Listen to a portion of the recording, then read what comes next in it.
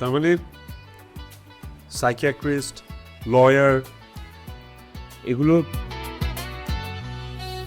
ফাইজা তুমি সব জানতে? আমি আজকে জানলাম। আর মা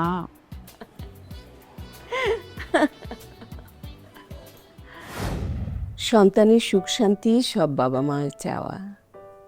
এক সময় যেই সন্তান মায়ের আঁচলে বাঁধা থাকে, সময়ের ব্যবধানে সেই সন্তানই মায়ের একমাত্র ভরসা হয়ে দাঁড়ায়।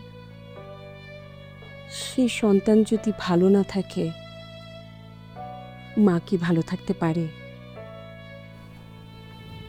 কিন্তু ওরা ডিভোর্সটা কেন চলছে?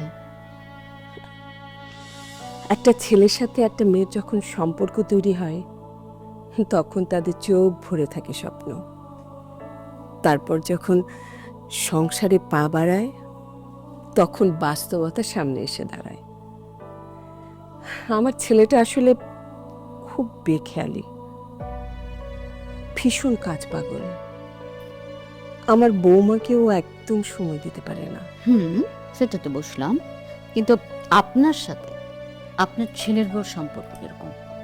আমার ছেলেটা যখন 13 বছর বয়স আর আমার মেয়েটার 8, ঠিক ওই সময় আমার স্বামী মারা যান। আমার স্বামীর বিজনেস, সংসার, ছেলে মেয়েদের পড়ালেখা, ওদের মানুষ করা, সব এক হাতে সামলাতে সামলাতে আমি আমি অনেকটাই বদলে যাই। সবকিছু নিজের হাতে নেয়ার, নিজের আওতার মধ্যে রাখার একটা বদভ্যাস তৈরি হয়ে যায়। আমার বৌমার সাথে আমার এই একটাই দূরত্ব।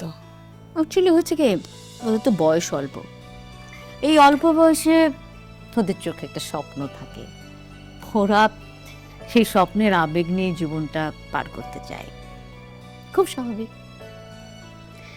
তবে এই রিলেশনশিপগুলি মানে মেনটেন করার জন্য পরিবারের যারা সিনিয়র আছেন তাদের অনেক দায়িত্বশীল হতে হয়।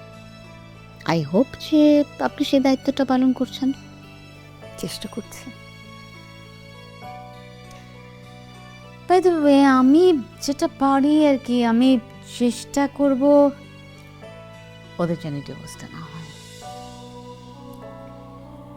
আপনার প্রতি আমার কৃতজ্ঞতা শেষ থাকবে না।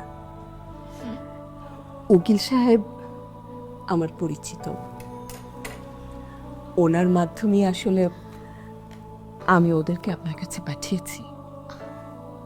আমার বিশ্বাস আপনি আপনি আমাকে পুরোপুরি সাহায্য করবেন। আপনি এত অস্থির হবেন না, এটা আমার প্রফেশন।